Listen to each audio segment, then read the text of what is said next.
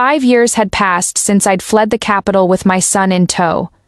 Like rats scurrying through shadows, all I wanted was to live quietly beneath notice. Who could have known that in one careless moment, my adorable little dumpling would simply vanish? The terror that seized me was absolute.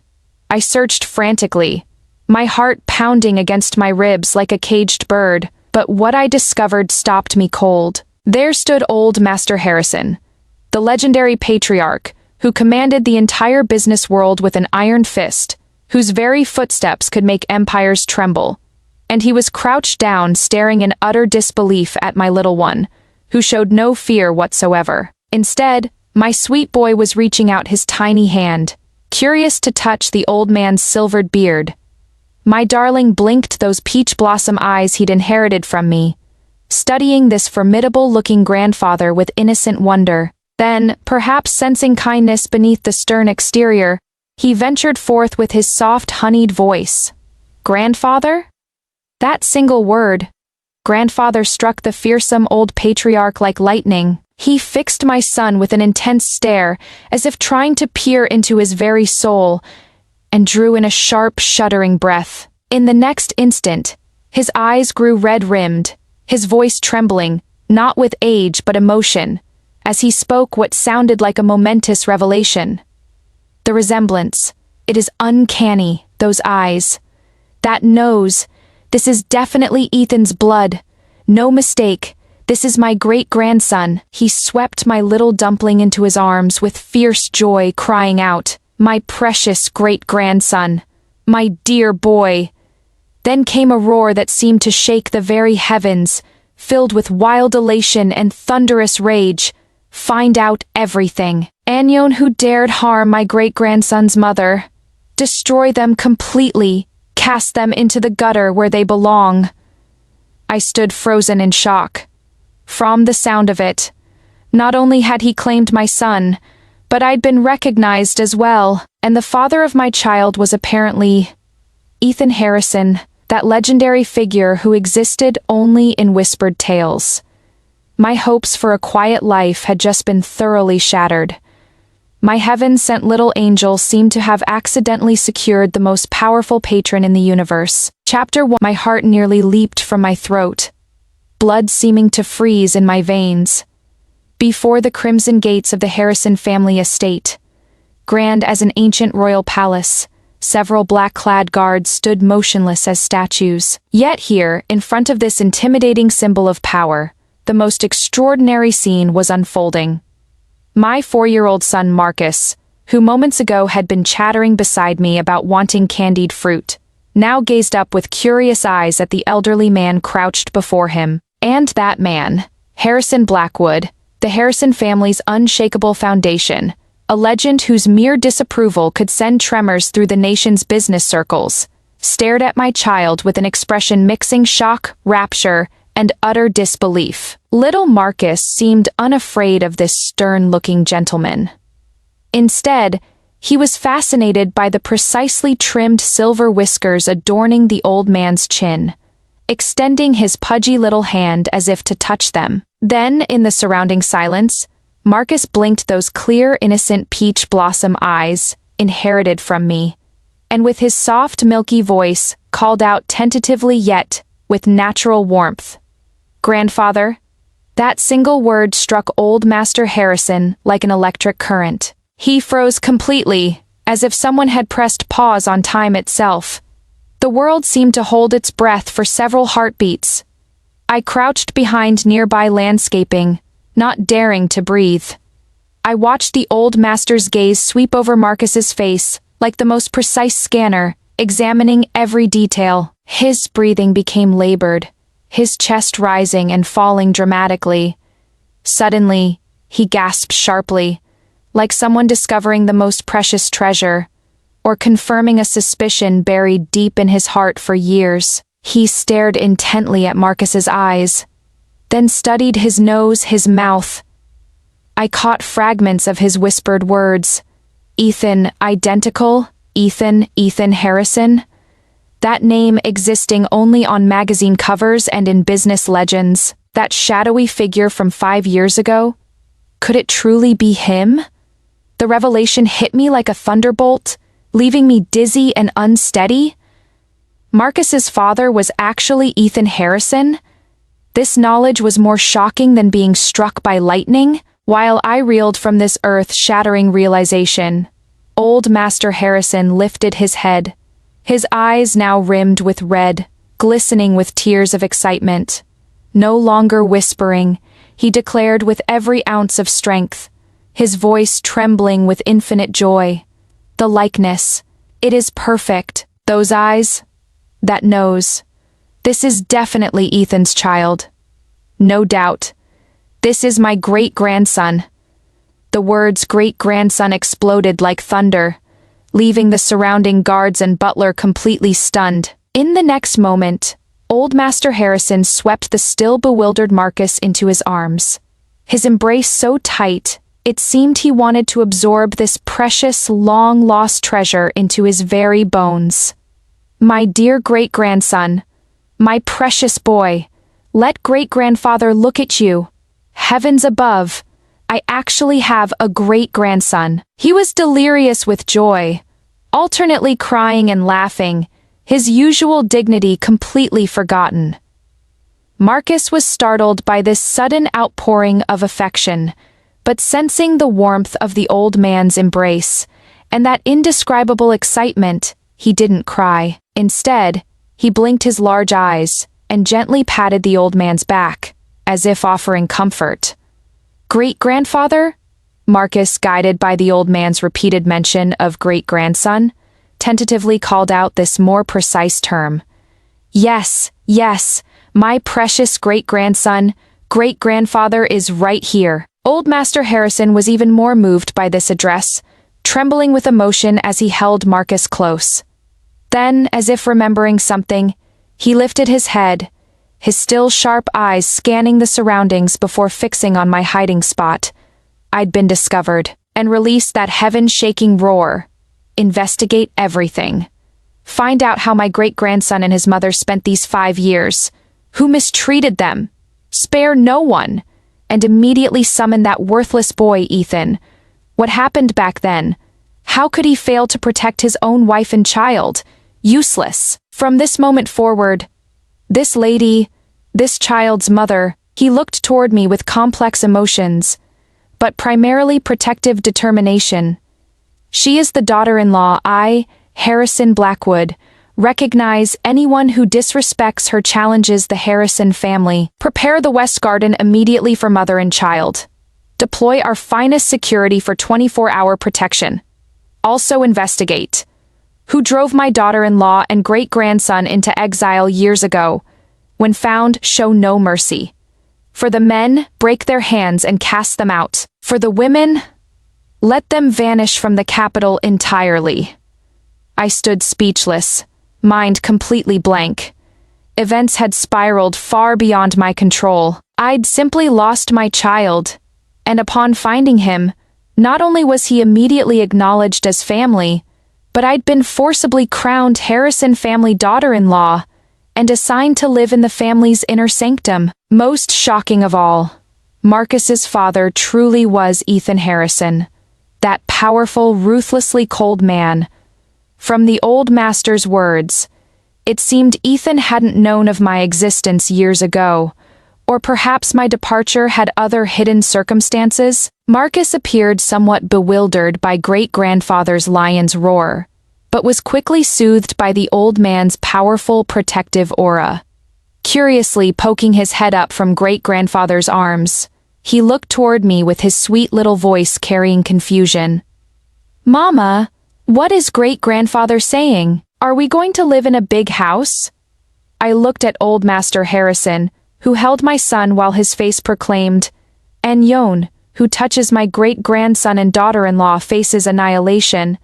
Having completely transformed from living demon to protective grandfather mode, and felt utterly helpless. My plans for a quiet life, completely ruined. This heaven-sent adorable grandson identity, complete with universe-level protection, was simply too overwhelming. Chapter 2. I was practically escorted into the Harrison estate by the family butler and numerous servants. Rather than escorted, It felt more like being swept along by an irresistible force. Old Master Harrison cradled Marcus like a priceless treasure, refusing to release him for even a moment, continuously murmuring endearments like precious darling and sweet great-grandson. Marcus seemed to adore his newly discovered great-grandfather, showing no shyness whatsoever. Resting his little head on the old man's shoulder while curiously observing this palace-like manner, I followed behind, my emotions as tangled as a ball of yarn. Part relief that my son had found protection, part anxiety about the future, and that man, Ethan Harrison. The West Garden, an independent villa beside the main Harrison residence, boasted elegant, tranquil surroundings with interior decor of understated luxury taken to extremes. Butler Stevens respectfully introduced me to everything.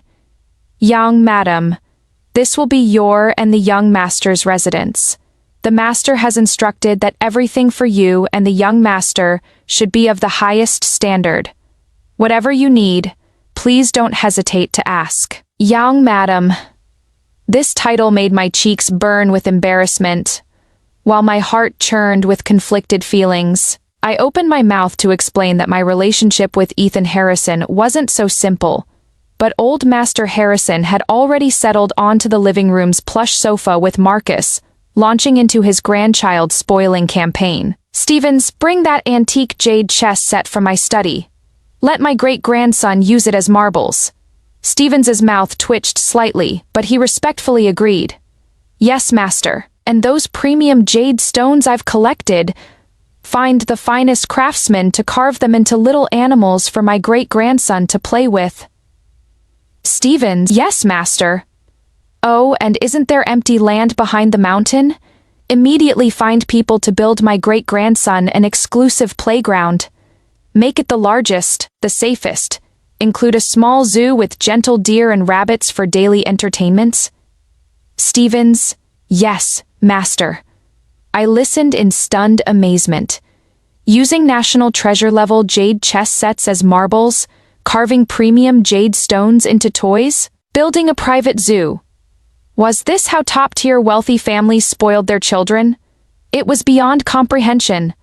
Marcus understood playground and little animals, clapping excitedly. "Hooray! Thank you, great-grandfather. Great-grandfather is the best.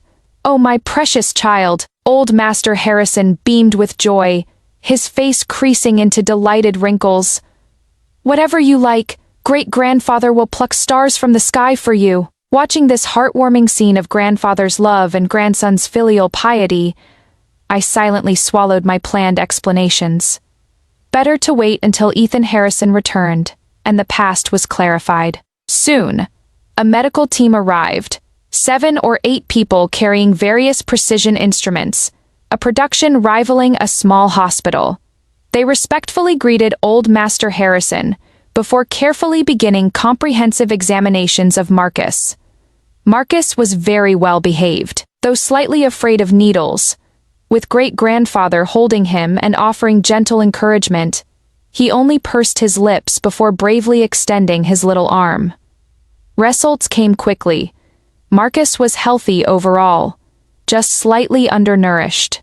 Old Master Harrison's expression immediately darkened. His sharp gaze turned to me. "These 5 years, was life very difficult?" I lowered my head, somewhat ashamed yet honest in my nod. "Yes, rather challenging. When I was framed and driven from my family penniless 5 years ago, life truly was harsh. I worked desperately while raising Marcus alone, constantly fearing potential pursuit. Though I eventually became a respectable chemical materials researcher and life gradually improved, compared to the Harrison family's elite status, the difference was vast." Old Master Harrison fell silent briefly, then patted my shoulder heavily, his voice carrying barely detectable guilt and firm determination. "Child, you've suffered enough. From today forward, with great-grandfather here, no one will ever mistreat you and your son again." "Stevens!" "Yes, master." "Immediately arrange nutritional meal plans and hire the finest nutrition team. I want my great-grandson plump and healthy within 1 month. Contact the capital's 10 best children's portrait artists. Have them live here and document my great-grandson's growth daily. Also, contact that large pet facility outside the city. Ask if they'll sell entirely. I want to purchase it and convert it into my great-grandson's exclusive animal paradise. Nutrition teams I could understand. Portrait artists I could accept, but purchasing an entire pet facility.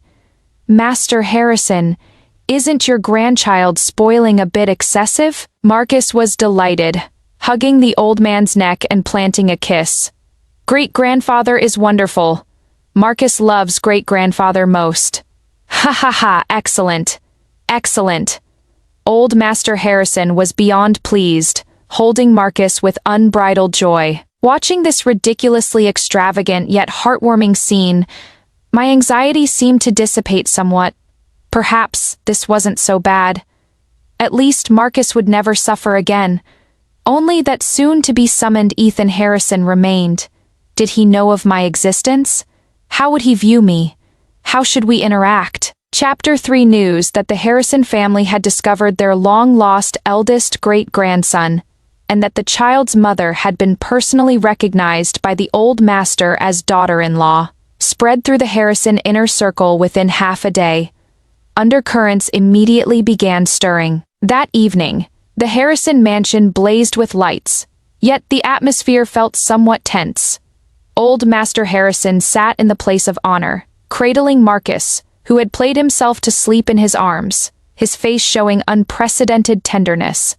Below sat several Harrison family core members. The old master's second son, Harrison Military, current Harrison Group CEO, appeared scholarly and refined yet possessed sharp, calculating eyes. The third son, Harrison Banner, who controlled the family's overseas enterprises, exuded a more cutting presence. Several Harrison branch uncles sat nearby, each a prominent figure in their respective fields.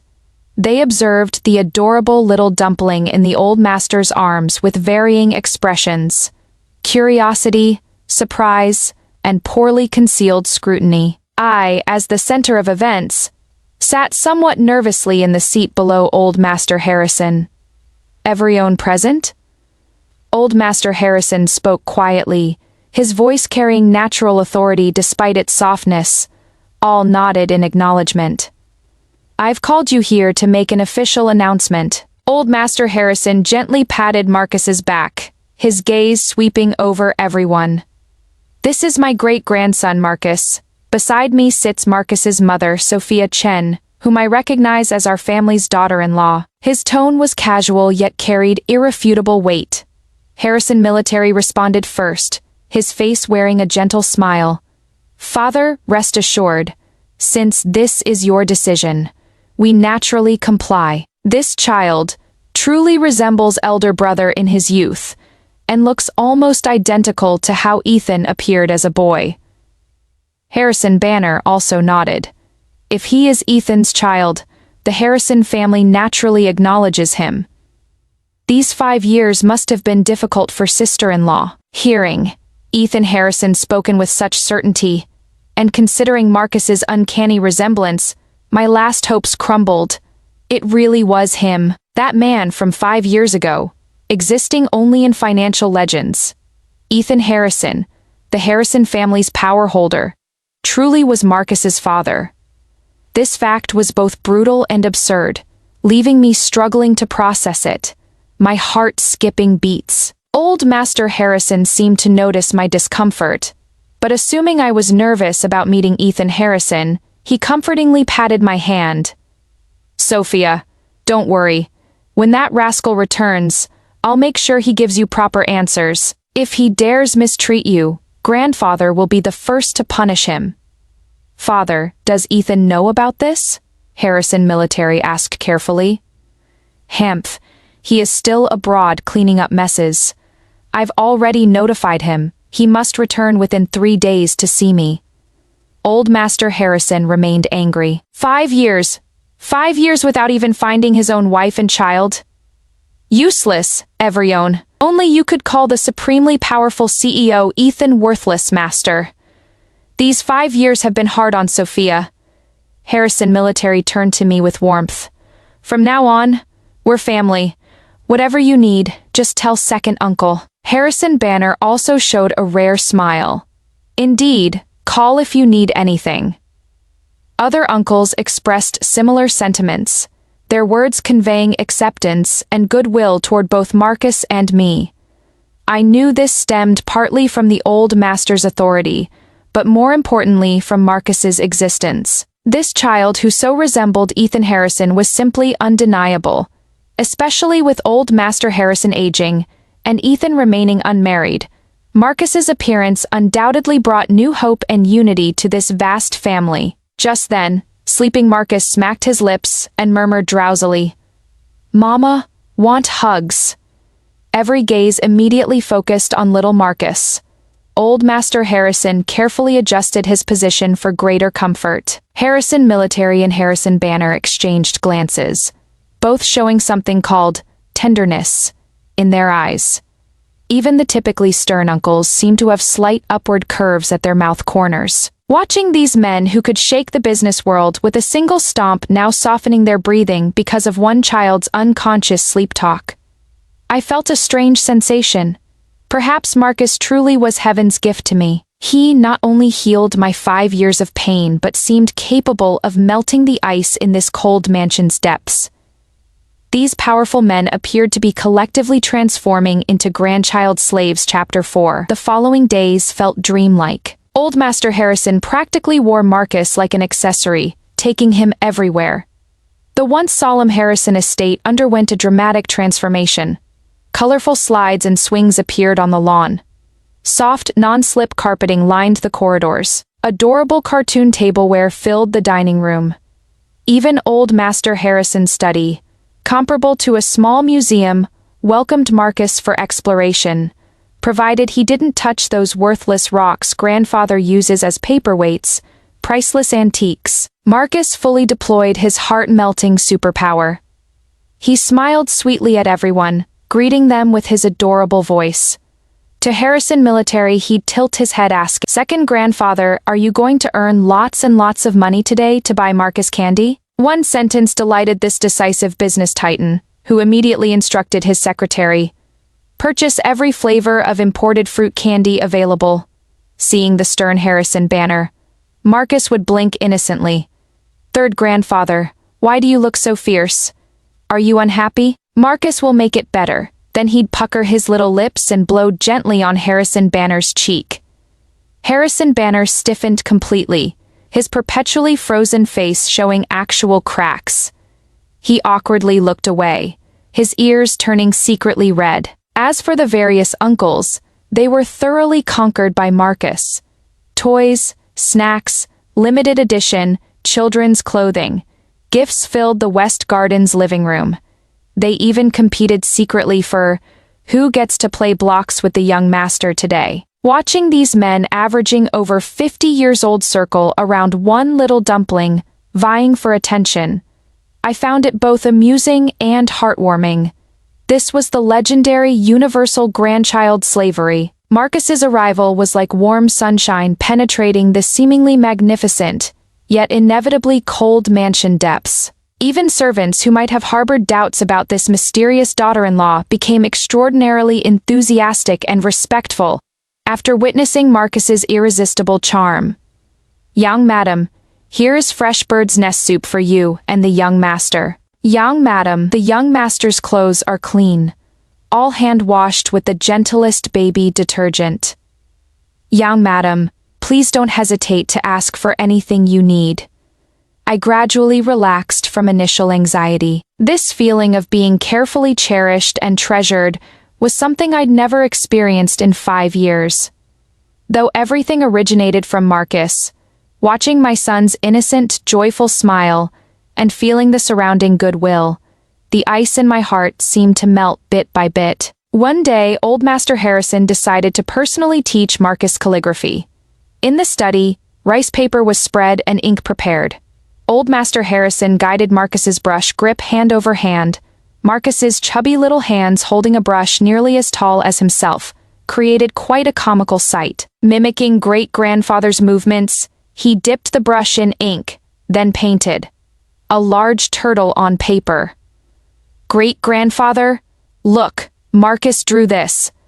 Marcus proudly displayed his masterpiece. Old Master Harrison studied the ink-splattered turtle, but rather than anger, he burst into hearty laughter.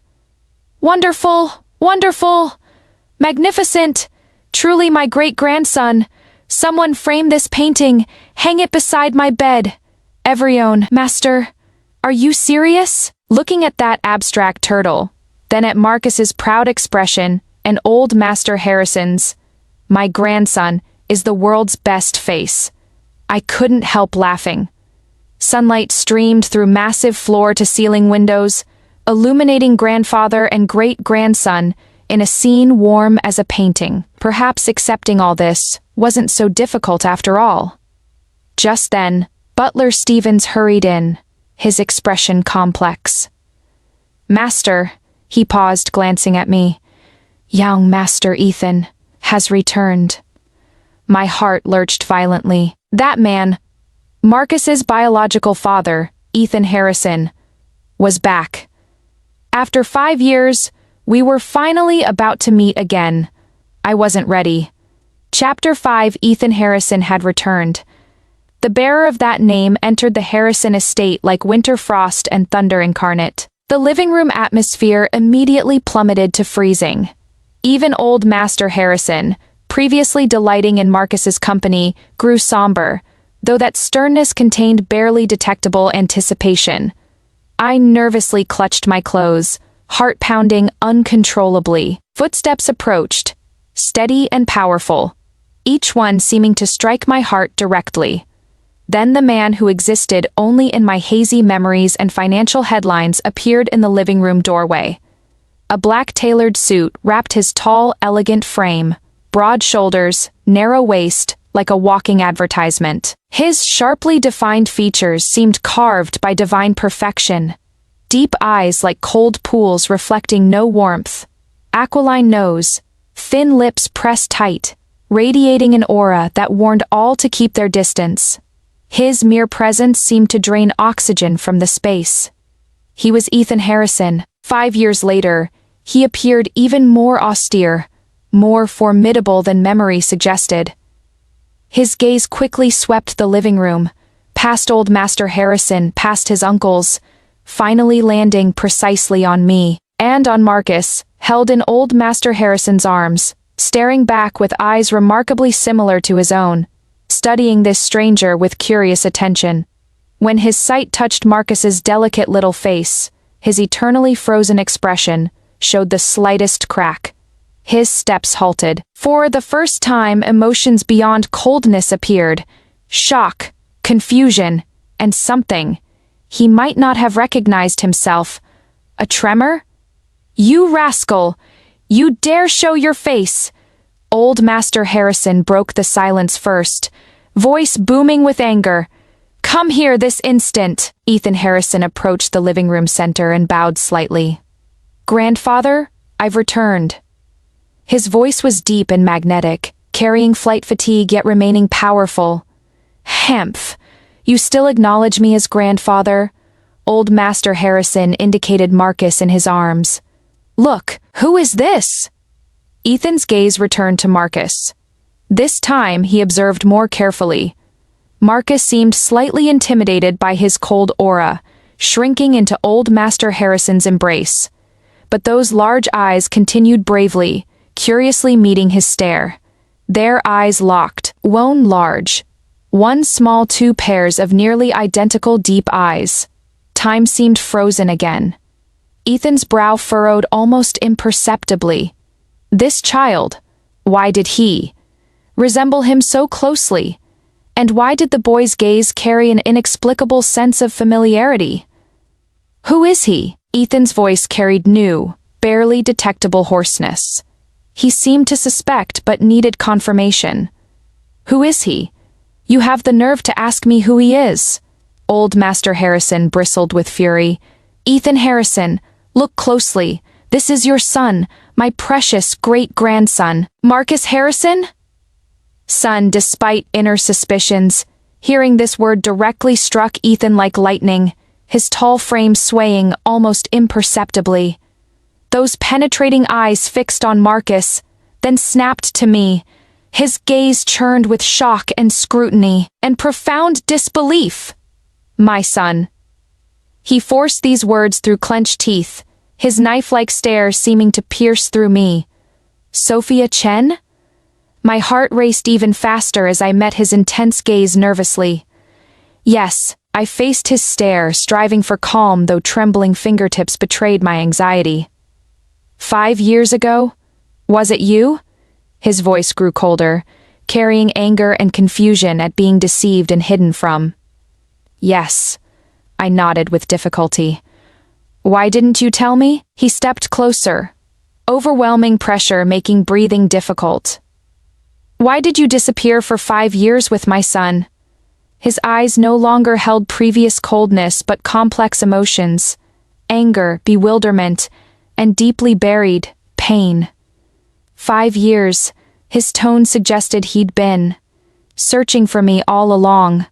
This thought sent shockwave. I opened my mouth, wanting to explain the past misunderstandings, the conspiracy against me, but under his penetrating stare, words failed me.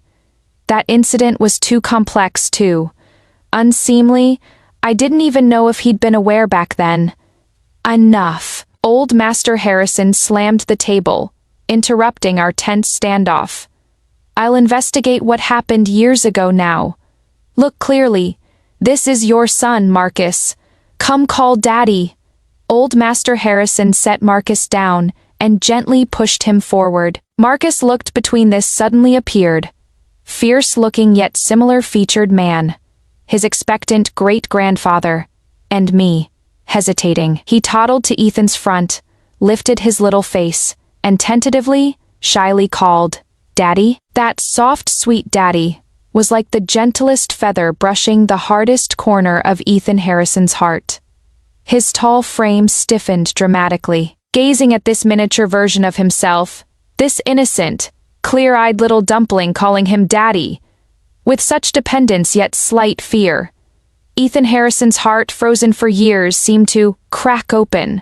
Some unfamiliar, warm emotion quietly surged upward.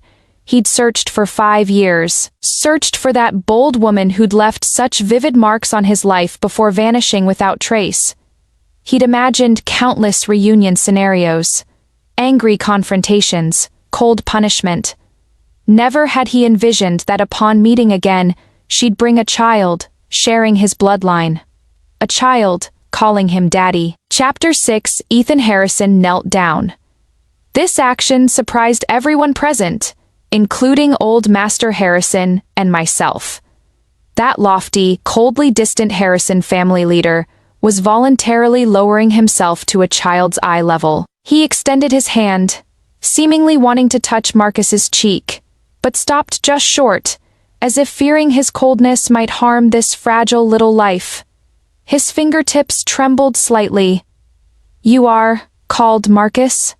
His voice shed previous harshness, becoming somewhat cautious. Marcus nodded, large eyes blinking.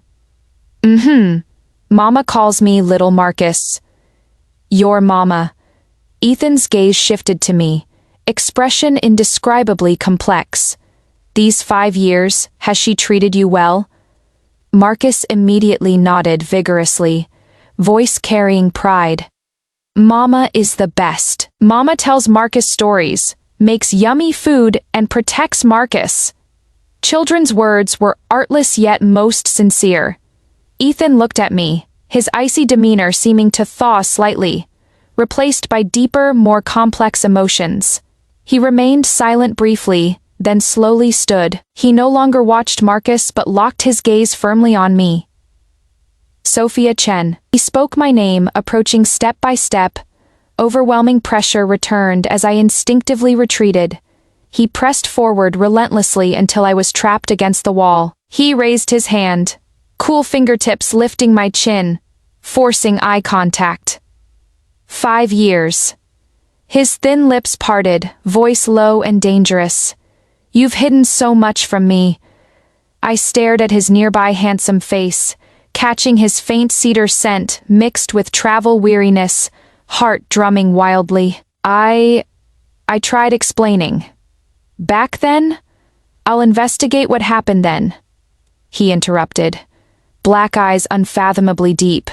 But taking my son and disappearing for 5 years, that is fact.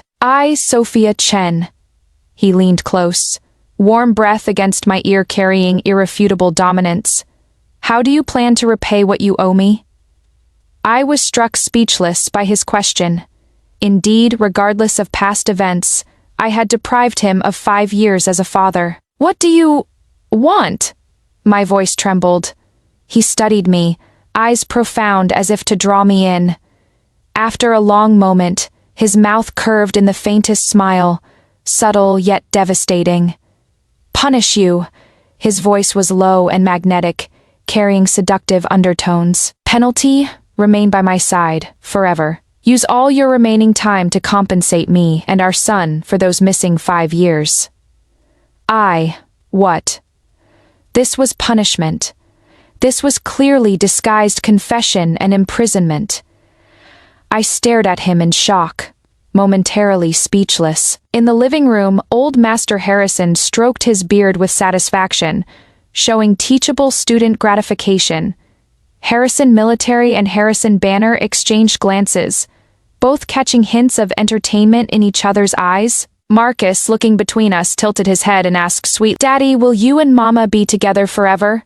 Can Marcus see Daddy and Mama every day? Ethan released me, turned, and knelt again, this time more naturally, extending his hand to gently stroke Marcus's head. Yes, he looked at Marcus with unprecedented tenderness. From now on, Daddy, Mama, and Marcus, our family will always be together. Yay.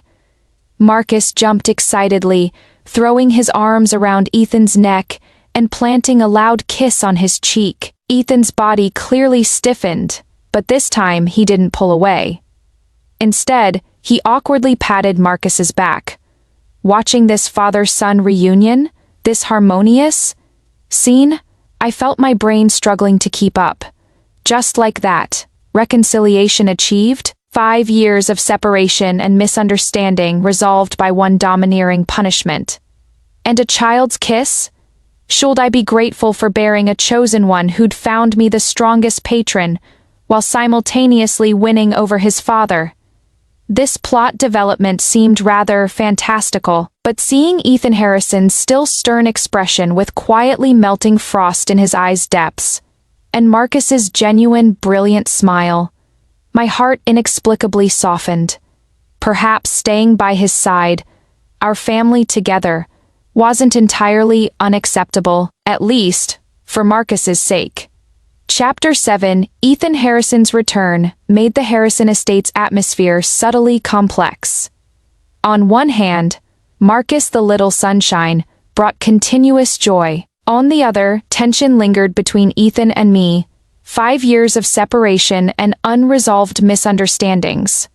Old Master Harrison seemed determined to play matchmaker, not only commanding Ethan to move back to the estate, but creating various chance encounters and alone time opportunities, like arranging for us to escort Marcus to his new elite preschool together, or having Ethan conveniently drive me to my new assigned workplace, a top-tier materials research institute under Harrison Group, as their scientific consultant, or after dinner, having servants accidentally take Marcus away, leaving Ethan and me facing each other in the vast living room. Ethan seemed to accept grandfather's arrangements. He spoke little, remaining austere, but toward Marcus showed visible gentleness. He'd patiently play blocks with Marcus' expression, serious but gaze-focused and tender. He'd awkwardly tell bedtime stories, voice monotonous and emotionless, yet Marcus listened with rapt attention. He'd even rush over first when Marcus stumbled, carefully checking for injuries with anxiety, completely unlike his usual commanding CEO persona. Toward me, his attitude was complex. No longer aggressive as upon his return, yet without excessive warmth. He'd silently hold car doors, unobtrusively move my favorite dishes closer at meals, offer precise suggestions when I encountered work challenges. My research projects coincidentally overlapped with Harrison Enterprises. His care hid in details, silent yet profound. But I knew we still faced that night 5 years ago and my reasons for running away with our child. One evening after Marcus slept, Ethan called me aside. "Study, we need to talk." His voice was low. My heart tightened, knowing this moment was inevitable. In the study, main lights off with only a floor lamp glowing. The dim atmosphere felt oppressive. Ethan handed me a document. "Read this." I accepted it, puzzled, and opened it. Inside was a detailed investigation report about the conspiracy against me 5 years ago. The Harrison family's efficiency was truly astonishing. The report thoroughly documented how my stepmother Susan Meyer collaborated with my supposed best friend Linda Walsh. During an important industry networking event, they drugged me. Their plan was delivering me to an arranged older man's bed, photographing compromising images to destroy me completely, allowing them to seize my mother's inheritance. However, fate intervened. That evening, Ethan Harrison also attended the event and was similarly drugged with a comparable substance. Busyness rivals underhanded tactics. Fighting the effects while leaving, he mistakenly entered the room where I'd been placed. The report included Susan Meyer and Linda Walsh's bank records, plus documentation of how they spread rumors afterward, bribing media to direct all blame toward me, ultimately causing my grandfather, who favored his stepchildren and younger son, to furiously banish me from the family. I read with growing horror, hands trembling. So that is how it happened.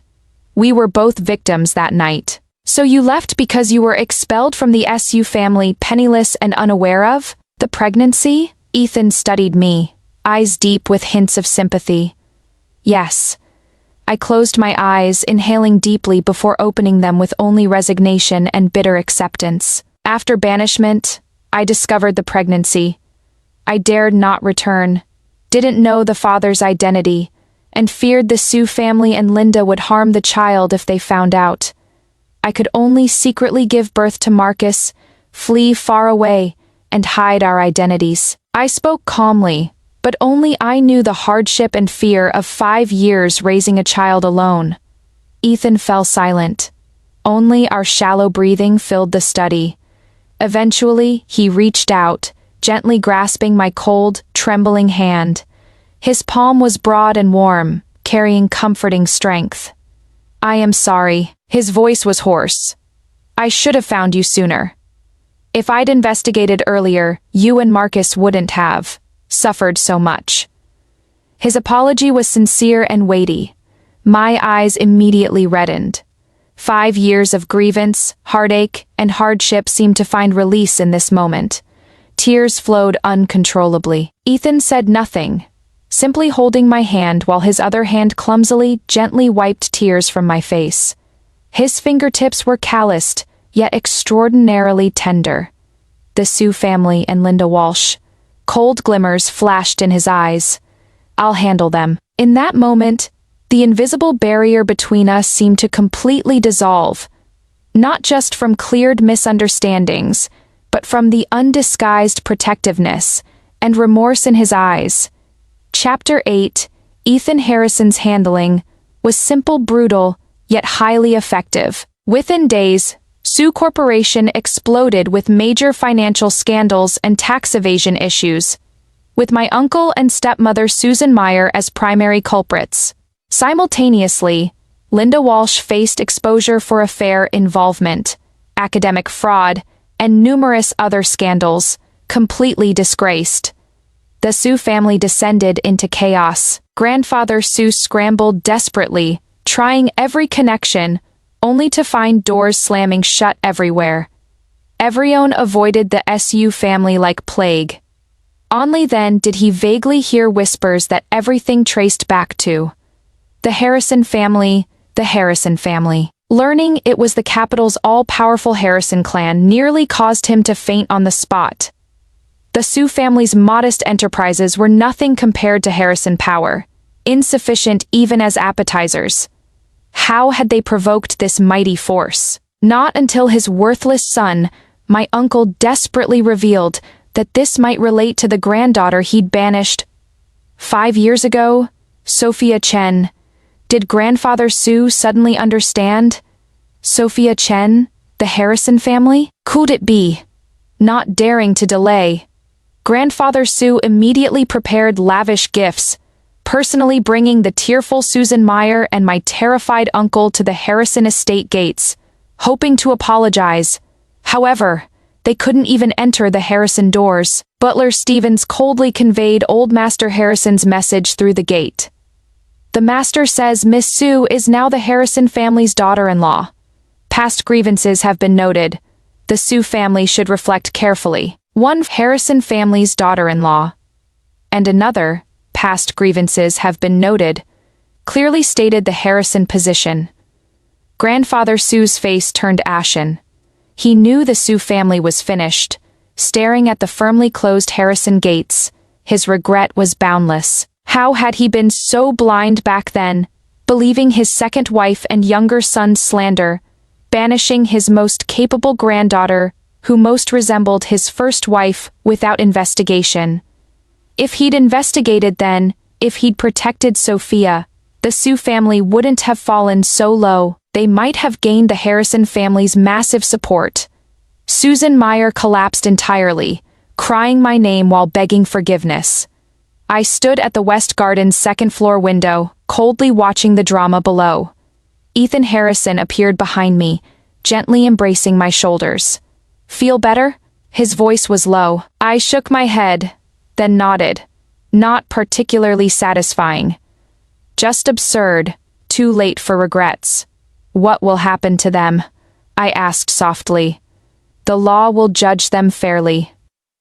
Ethan's tone was matter-of-fact. As for other Su family members, as long as they behave, the Harrison family won't pursue total destruction. He paused, adding, but returning to their former glory, impossible. I leaned against his chest, feeling his warmth and strength, my heart completely peaceful. Everything from the past could finally be released. Those who'd hurt me received deserved punishment. And I had Marcus, the Harrison family's solid support, and this man learning gentleness beside me. My future was bright. Chapter 9. After settling with the Harrison family, I chose not to become a completely caged canary. 5 years of independence taught me the importance of personal career. Old Master Harrison and Ethan Harrison both supported this. My daughter-in-law cannot be merely decorative. Old Master Harrison declared grandly.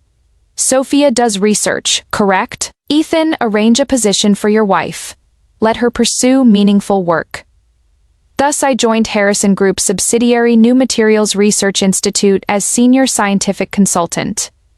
This institute enjoyed domestic and international acclaim, gathering numerous top talents. Initially, institute members viewed me, the airborne CEO's wife, with skepticism. They remained polite, but their eyes held contempt and doubt, considering me a pretty face advancing through connections. Some whispered that I'd achieved success through maternal privilege, being worthless beyond bearing a good son. I ignored this, focusing on my work. My specialty was polymer chemistry and physics. Despite 5 difficult years, I'd never abandoned learning and research. Soon, a challenging project confronted the institute. Harrison Corporation was developing new superconducting materials but encountered stability bottlenecks. Several core teams had struggled for months without progress. This project affected Harrison's strategic planning for coming years. Ethan Harrison took it very seriously. I carefully studied project materials and experimental data, combining them with my independent research findings, discovering a potentially overlooked technical approach. During a project seminar, facing numerous worried senior researchers and experts, I presented my ideas and solutions. Initially, they paid little attention, some considering my thoughts fantastical. Consultant Su, your ideas are bold, but theoretically, one elderly professor diplomatically expressed doubt. Theory provides foundation, but practice reveals truth. I presented prepared data models and preliminary experimental simulations. According to my calculations, this approach can improve material stability by at least 30% while controlling costs. My confidence and comprehensive data silenced the room. Ethan Harrison sat in the chairman's position, watching me intently without speaking, but his eyes held barely detectable appreciation. Finally, the project leader decided to assign a small team to test my proposal. Results arrived within a month. Following my approach, the new superconducting materials stability issues were successfully resolved. All parameters exceeded expectations. The entire institute was electrified. Those who'd previously dismissed and doubted me now regarded me with newfound, admiring respect. Consultant Sue, you are incredible. Who would have thought someone so young could possess such profound expertise? We were blind to your talents. Facing their praise, I simply smiled lightly. Capability was always the best proof. Ethan Harrison personally visited the institute, representing the corporation in thanking me. His gaze was more intense and proud than ever before. My wife is truly exceptional, he quietly told me in a private corner, his tone teasing yet primarily appreciative. I blushed slightly, giving him a reproachful look. But my heart felt sweet from his recognition. I wasn't only Ethan Harrison's wife or Marcus's mother. I was Sophia Chen, an independent woman with career and value. This feeling was wonderful. Chapter 10 with misunderstandings cleared and career flourishing. My relationship with Ethan Harrison rapidly warmed under Marcus's divine assistance and the Harrison family's deliberate matchmaking. Ethan no longer remained merely coldly caring from shadows. He began learning expression. Though still awkward with sweet words, his actions grew increasingly direct. He remembered my preferences, quietly arranging everything. Knowing I loved osmanthus cakes from that old shop downtown, he'd personally drive to Kew for the freshest ones. Knowing I was work-tired, he'd prepare hot baths and comfortable home clothes before my return. Knowing I occasionally felt low from past experiences, he'd clumsily hold me without words, using his warmth and heartbeat to say he was there. Marcus served as our relationship catalyst. The little one instinctively knew how to bring Mama and Daddy closer. Daddy, Mama said she wants to see stars tonight. Can we go to the roof terrace together? Mama, Daddy worked so hard in meetings today. Can you help Marcus massage Daddy's back? Mama and Daddy, teacher says there is a parent-child sports day this weekend. You must come help Marcus win first place. Through Marcus's various arrangements, our family interactions became more frequent and natural. Weekends, we'd visit suburban farms for fruit picking, Ethan Harrison in casual wear, holding Marcus while riding horses, drawing many stares. Evenings, we'd curl up on sofas watching cartoons, Marcus sitting between us, holding both our hands, giggling delightedly. Ethan Harrison even learned jealousy. Once, a young male colleague was particularly attentive toward me, witnessed by Ethan Harrison picking me up from work. The car ride home carried ominous low pressure. That man, who is he? Ethan's voice was icy. A colleague? I was confused. Stay away from him. His domineering command. Why? No reason. He glanced at me, ears slightly red. You are Ethan Harrison's wife. Seeing his childish yet domineering manner, I couldn't help laughing. So the icy CEO's jealousy looked like this. What is funny? He seemed embarrassed and angry. Nothing, I leaned over, gently kissing his cheek. Mr. Harrison, your jealous side is rather cute. His cheek immediately flushed while his eyes grew profound and burning. The car's temperature quietly rose. Such warm daily moments accumulated and fermented day by day. Between Ethan Harrison and me, bonds transcended mere child-related responsibility. Something called love quietly grew, taking deep root. Even old Master Harrison noticed, delighted. See? I told you my great-grandson is a blessing. He held Marcus proudly, boasting to Harrison Military and Harrison Banner. He not only brought me a precious great-grandson, but melted that ice block grandson of mine. Harrison Military and Harrison Banner laughed along, watching our family of 3 with gratified eyes. The Harrison family, because of Marcus and my arrival, grew increasingly warm, increasingly like a true home. Chapter 11. Happy times easily led to relaxed vigilance. But wealthy family life was never smooth sailing. As my relationship with Ethan Harrison strengthened, and my position at Harrison Corporation solidified, hidden jealousy and resentment began surfacing. This person was none other than Ethan Harrison's former rumored girlfriend, Rachel Sinclair. Rachel Sinclair was the eldest daughter of another wealthy Sinclair family, childhood acquaintance of Ethan Harrison, practically childhood sweethearts. Outsiders long speculated she was the Harrison family's predetermined daughter-in-law choice. Though Ethan Harrison never acknowledged their relationship, Rachel always considered herself his fiancée. My sudden appearance with the Harrison family's eldest great-grandson completely shattered her wealthy marriage dreams. Naturally, she despised me intensely. Initially, she merely made sarcastic remarks at social gatherings, her words dripping superiority and disdain. Miss Sue truly has methods. Bringing a child to find the Harrison family, quite impressive. I heard Miss Sue's previous reputation at the Sue family wasn't particularly pleasant. I consistently ignored such comments. Ethan Harrison directly blacklisted her from all Harrison events. Old Master Harrison declared, "Anyone mentioning that Sinclair girl in my presence can get out of the Harrison family." The entire family's protection of me drove Rachel to greater jealousy and madness. She began employing underhanded tactics. First, she tried bribing institute members displeased with me, hoping to steal my research achievements and frame me. But core institute members had been won over by my capabilities, and Harrison protection was tight. Her schemes failed. When one plan failed, she devised another. She actually targeted little Marcus. This particular day was Marcus's preschool parent-child activity day. Both Ethan Harrison and I took leave to properly enjoy time with our son. Halfway through activities, Marcus said he needed the restroom. Ethan Harrison accompanied him. I waited at our spot, but they didn't return for ages. An ominous feeling arose. I immediately went searching and had just reached the restroom area when I heard Marcus crying and Ethan Harrison's furious roar inside.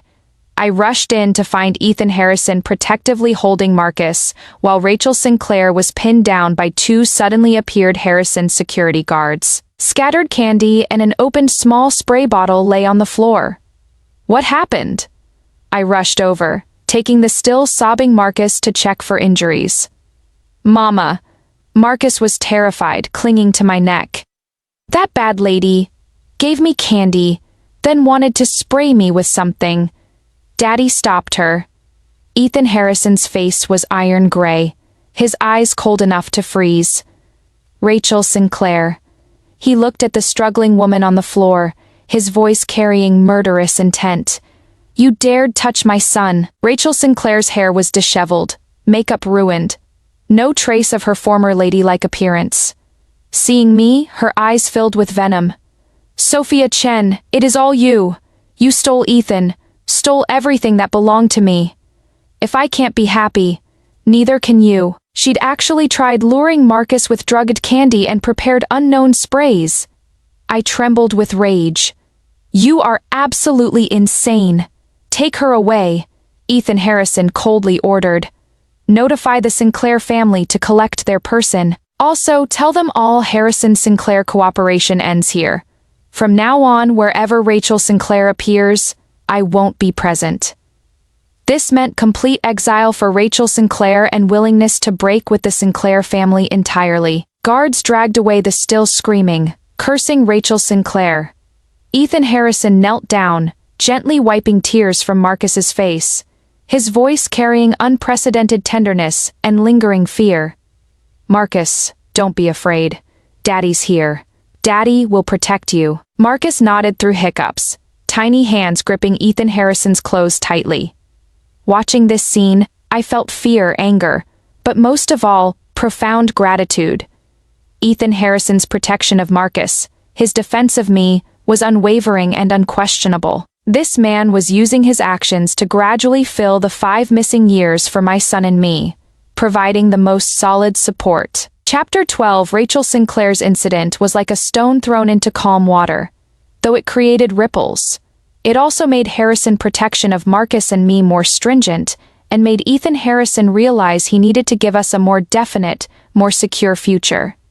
He began acting strangely, often staring at his phone screen alone, seemingly absorbed in something, occasionally asking inexplicable questions like, "What color flowers do you like?"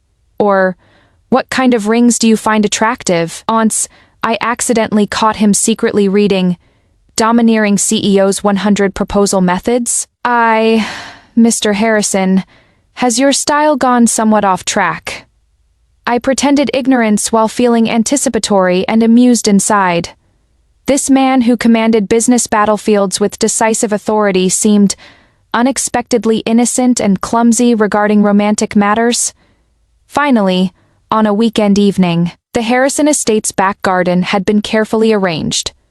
Fresh rose petals carpeted the lawn, strings of lights hung like fallen starlight, romantic fragrance filling the air. Ethan Harrison wore an immaculate white suit, holding a large bouquet of red roses, standing in the flower sea's center. He looked very nervous. Fine sweat beads appeared on his forehead. Marcus wore a small formal outfit matching my dress colors. Like a little gentleman, leading me by the hand to Ethan Harrison. "Mama, Daddy has something to tell you." The little one winked at me before running to old Master Harrison and his uncles nearby. They all hid in the nearby glass conservatory, secretly watching. Ethan Harrison took a deep breath, offering me the roses. "Sophie," he rarely called me this, his voice carrying barely detectable trembling. "Yes?" I accepted the flowers, my heart racing slightly. He looked at me, those deep black eyes no longer cold and distant, but filled with burning affection and nervousness. "These 5 years.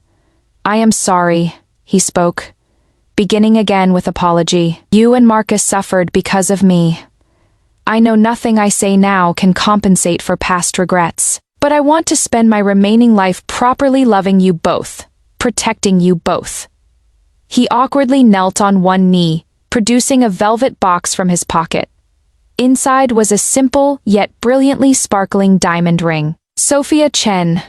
He looked up at me, his gaze intensely serious, even carrying a hint of pleading. "Will you marry me? Marry me. Let me become your and Marcus's legitimate husband and father. Let me care for you both, protect you both, love you both for life." No flowery rhetoric, no earth-shaking vows. Only his most sincere, most clumsy, most earnest words. My eyes immediately misted, looking at this man who grew nervous for me, who lowered himself for me, seeing the complete love and expectation in his eyes. I nodded firmly, voice choked. "I am willing." He seemed to release held breath, carefully placing the ring on my ring finger, a perfect fit. Then he stood, pulling me into his tight embrace. "Sophie, thank you," he whispered in my ear, voice carrying excitement and joy. Distance brought cheers and applause from old Master Harrison and the others. Marcus excitedly ran over, hugging our legs. "Mama and Daddy are getting married. Marcus will have a real wedding with Mama and Daddy." Ethan Harrison bent down, lifting Marcus too. Our family of 3 embraced tightly under the romantic starlit flower sea. In this moment, all misunderstandings, pain, and barriers vanished. Only complete happiness and future hopes remained. My life, because of this man and this child's appearance, was finally complete. Chapter 13, My Wedding with Ethan Harrison, was hailed as the wedding of the century. The Harrison family deployed nearly all resources to give me a grand ceremony that would capture global attention. The venue was chosen as a private island owned by the Harrison family. Azure seas, blue skies, white sand, and palm trees creating a fairy tale paradise. The world's top wedding dress designers created a unique gown for me, adorned with diamonds and pearls, dazzlingly radiant. Government officials, business magnates, top celebrities from around the world came to congratulate. The grandeur rivaled royal ceremonies. Old Master Harrison spent lavishly, announcing the transfer of 10% of Harrison Group shares to Marcus and me as a wedding gift. This news once again shocked the entire business world. Everyone understood that this newly minted Mrs. Harrison was not only elevated through her son, but possessed genuine capability and was treasured by the Harrison family. On the wedding day, I walked the flower-strewn red carpet arm in arm with Ethan Harrison. Sunlight bathed us, warm and brilliant. Ethan Harrison gazed at me with eyes so tender they could melt.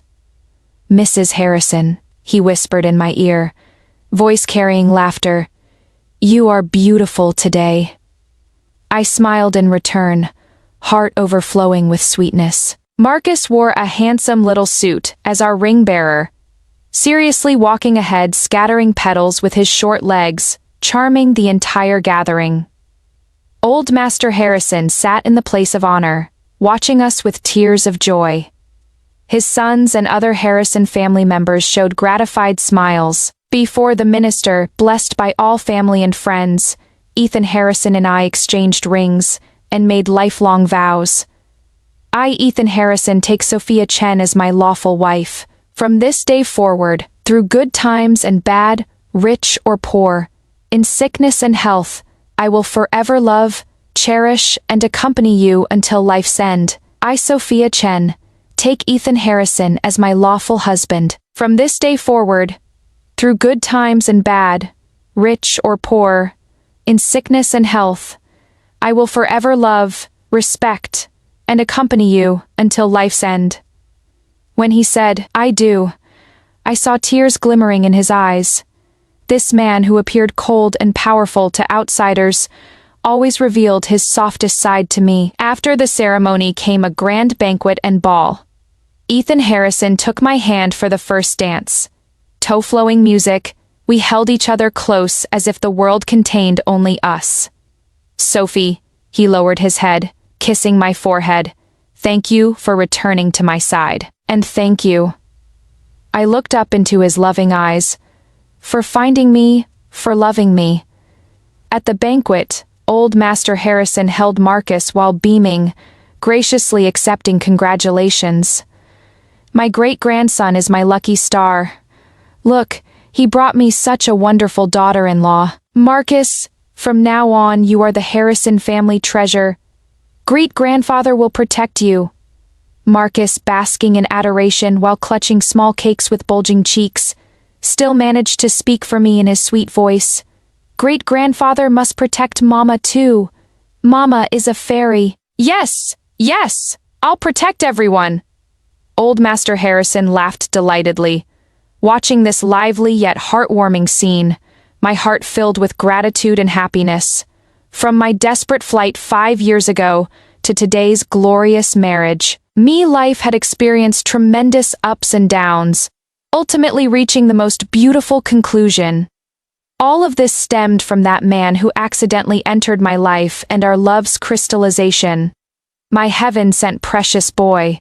The future stretched long ahead, but with them beside me, I knew every day would be filled with love and sunshine. I would walk forward happily with him, our beloved Marcus, and this increasingly warm large family.